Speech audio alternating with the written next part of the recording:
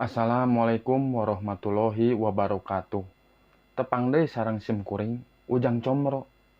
Dinu danget ieu sim kuring bade macakeun deui caritaan dongeng bahasa Sunda. Pikeun anu janten judul dinu dongengan ieu nyaeta Dongeng Bahasa Sunda Carita Handapeun Tangkal Nangka. Mangga atuh nya ka pamiarsa wilujeng ngadangukeun.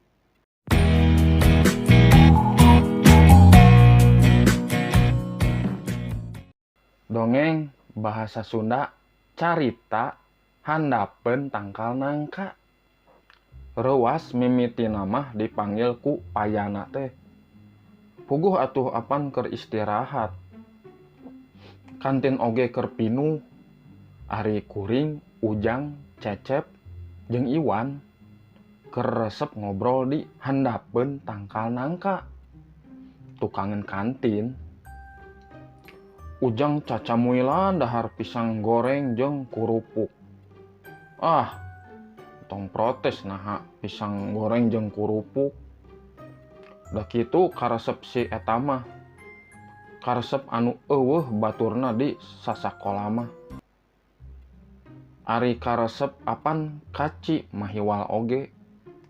Ari Cecep siga anu kutap ketap keneh sakitu pepes nasi daun cauna geus herang.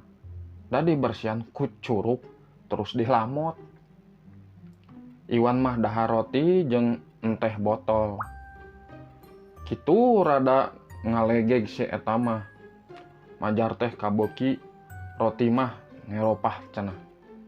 Padahal unggal pelajaran bahasa Inggris pang uga eugeuna maca teu bisa ngomong, teu bisa komo ngarti hartina.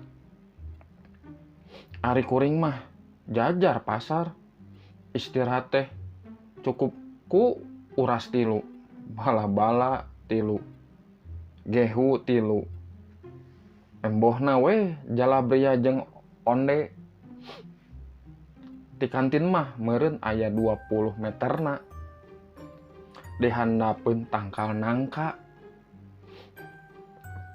aya bale-bale. Ngareunah dariuk di dinya bari ngobrol teh. Pamandanganna atra ka balong di lebak. Teu sirikna parebut barudak oge unggal istirahat teh. Tapi kuring sabalat-balat poe ieu pangheulana puguh apan pelajaran bahasa matematika keur kosong. Jadi 5 menit saacan bel istirahat disada. Kuring sabalat-balat geus ngalolos ka kantin. Bale-bale teh henteu pati gede. Kitu we ukur cukup dipake diuk ngariung ku genepangeun. Matak lamun geus aya anu miheulaan ngariung di bale-bale, tara aya murid sejen anu nyamperkeun. Komo beda kelas mah. Sakelas oge ari henteu pati akrab, masuk hoream nyamperkeun. Tah keur ngariung harita. Aya nu ngagerowan teh. Sep dipanggil ku payana dadan ngagorowok di deket kantin. Kuring rungah ringeuh. Aya naon nya euy? Cek kuring reuwas. Meureun pedah bogoh ka Bos Santi. Jadi payana ngarasa kasaingan. Tembal Cecep sangeunahna.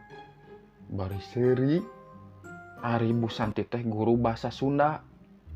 Nya kuring resep ku bager jeung geulisna. Tapi apan henteu aya anu apaleun. Salian tiluan sobat kuring anu ieu mah.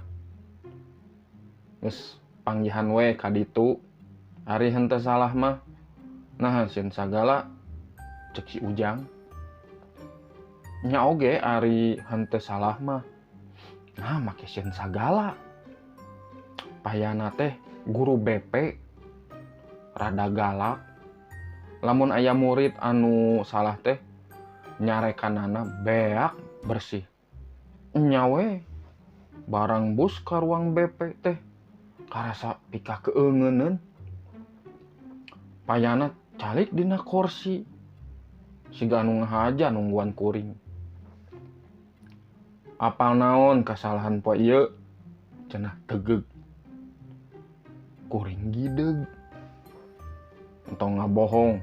Kunaon maneh henteu milu upacara? Apan ieu teh poe Senen. Maneh apal pan? Unggal poe Senen teh upacara bandera. Nah, maneh kalah diuk di balai-balai tukangen kantin. Henteu, Pak. Abdi henteu rumaos. Tadi abdi ngiring upacara. Ah, sia ngabohong. Henteu nginjem ceulih, henteu nginjem panon. Tadi basa anu sejen keur upacara, maneh diuk sorangan di balai-balai. Ngan basa disamperkeun, maneh nyumput teuing ka mana. Nya, payana sanyana anu tara upacara mah unggal poe Senen. Anu sejen keur upacara bandera teh. Payana mah apan ngurelingan sakola. Ngintip-ngintip murid anu kaberangan. Atawa anu henteu pacara.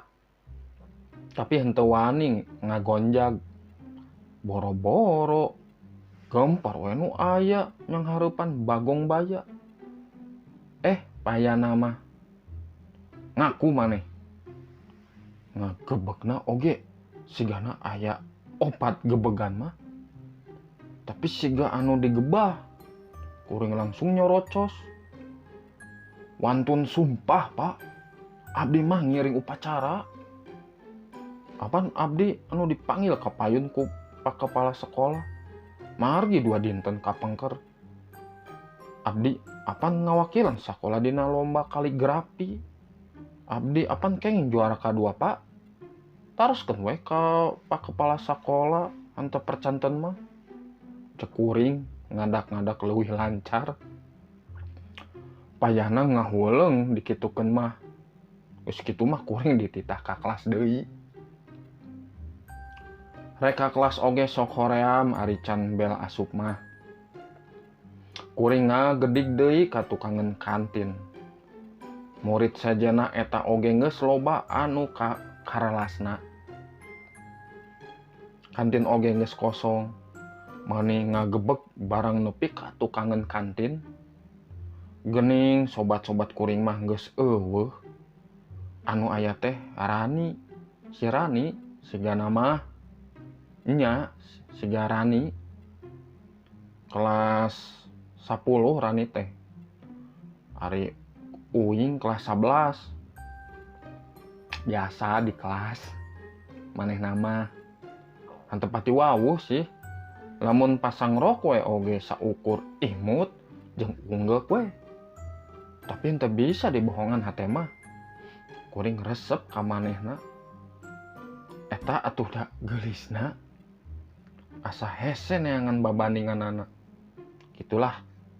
Ised we saeutik ti Dian Sastro Wardoyo. Mangsa jadi cinta dina film Ada Apa Dengan Cinta. Mantak basa tadi ningali Rani keur diuk nyorangan dina balai-balai teh hate mah ngagebeg. Samperkeun entong kitu. Disamperkeun era. Henteu disamperkeun pasti engkena kaduhung. Lah-lahan we kuring menyamperkeun. Kukumaha oge kudu wani ari resep mah. Ieu teh kasempatan alus. Rani bade naros ari tadi anu ngarareung di dieu kamarana nya. Pok teh rada ngageter. Rani netep terus imut. Tos kakarelas tadi teh. Pok nah limpu. Asep mah tong wara ka kelas atuh. Rencangan heula abdi di dieu. Mangga calik di dieu. Tadi teh kapikir rek amitan. Atuh da eueuh deui pi omongeun. Tapi ngadadak curing hak barang ngadangu pamentanana. Nuju naon atuh Rani teh di dieu. Pok teh sanggeus tiuk di gigireunana. Seungit parfum nyambuang tina badanna matak peureum beunta ngabeuna. Apan ngantosan Asep? Ngantosan? Ruas deui, ruas bari atok. Mohon, hoyong terang we perkawis kaligrafi. Abdi ge apan resep kana kaligrafi. Lamun seg abdi gaduh kabogoh teh ka anu pinter ngagambar kaligrafi deui. Pasti resep sareng reueus. Tangtu we kuring reuwas deui wae. Reuwas atuh anu matak henteu bisa ngomong. Pi omongan teh nyelek dina kikoro. Kumaha ari Asep resep ka istri anu kumaha? Anu sapertos acan oge tamat di lobah kantin aya anu gorowok. Sep, enggal ka dieu. Si ibu kantin anu ngaganggu teh. Enggal tuh saurna. Cek Rani. Wios Rani mah hoyong nyalirah heula di dieu. Engke we pendak deui. Asa-asa rek nyamperkeun ibu kantin teh. Tapi dah kumaha? Kumaha Rani ge apan dijurungkeun. Tungtung namah kuring nyamperkeun ibu kantin. Bari rada keheul. Aya naon, Bu? Pok teh rada tegeg. Dia aya nu nyusulan ti kelas, sugan teh henteu di tukang. Barina oge, nah henteu kadenge kitu bel asup. Kuring molohok. Henteu milu diajar jam pelajaran panungtung mah. Apan kuring dipanggil ku Pak Kepala Sekolah. Ari pek di ruangan kepala sekolah aya Payana, Fahrur, kelas hiji C, Oding, kelas 2B, Weni, kelas hiji A, Dinon kelas hiji E, jeung aya tiluan deui anu kurang apal kelas nama. Tah, geuning Asep. Di mana heula atuh disusulan ti tadi? Saur Pak Kepala Sekolah. Kitu Payana, Asep mah ngiring upacara tadi enjing-enjing teh. Pasti lebaran atuh kasiangan mah. Da Asep tos terangan bakal dipanggil ka payun. Dipasian piala sareng bonus ti sakola. Juara kadua sa kabupaten. Apan murid urang teh. Mohon percanten abdi oge ayeuna mah. Tembal Payana. Abdi nembe terang ayeuna. Kieu jujutan carita nama. Payana teh tadi naroskeun ka Pak Kepala Sekolah. Nah, nya kuring milu upacara. Pak Kepala Sekolah nganyakeun. Payana heran. Da cenah sidik pisan ningali kuring keur diuk sorangan. Dina bale-bale tukangan kantin. Saur Pak Kepala Sekolah, kajadian siga kitu teh geus sababaraha kali. Matak dipanggil oge Fahrur, Oding, Weni, Dindon, jeung anu sajena. Maranehna teh anu kungsi ngalaman kasamaran siga Payana. Waktos abdi izin ka toilet, waktos uihna abdi ningali Adit. Batur sabangku abdi. Nuju ngalange dina bale-bale. Handapeun nangka eta. Dongeng Fahrur. Ditaros teh capek cenah diajar teh. Terasna ngajak ka balong anu dilebahkeun tangkal nangka. Urang guyang cenah. Abdi keukeuh alim. Abdi mah ka kelas deui we. Ari geuning Adit mah aya di kelas. Saur Adit. Ti tadi oge henteu ka mana-mana. Ka abdi ge sami. Bu Tita ngajak ka balong. Malah setengah maksa. Cek Weni. Untung we abdi henteu kersa. Horeng Bu Tita mah aya di kelas. Nuju ngajar kasenian. Kitu dongengna teh. Matak sanggeus sarerea ngadongengkeun pangalamanana. Pak Kepala Sekolah nyarios. Bale-bale anu aya di handapeun tangkal nangka teh urang kakat we. Bisi nya aya mamalana. Lamun seg aya barudak anu daek diajak ka balong. Duh kakumaha tah kajadianana. Isukna bale-bale di handapeun tangkal nangka teh dikakat ku Mang Asip. Tangkal nangka teh dikakat ku penjaga sekolah. Dahan-dahan nangka anu handap na di tigasan. Terus diduruk di gigireun kantin. Terus eta oge henteu sagawayah ngangkat jeung ngadurukna. Pak Oleh sareng Panibal, duanana guru agama. Ngadu heula di handapeun tangkal nangka.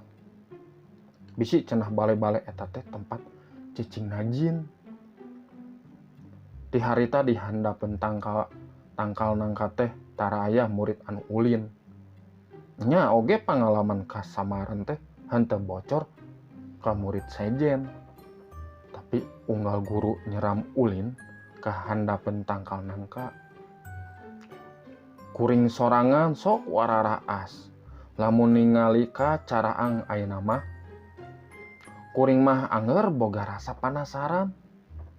Ari ti heula anu ngobrol jeung kuring di bale-bale naha Rani atawa Juri gitu. Tah sakitunya pamiarsa dongeng ti sim kuring Ujang Comro anu ngeunaan handapeun tangkal nangka.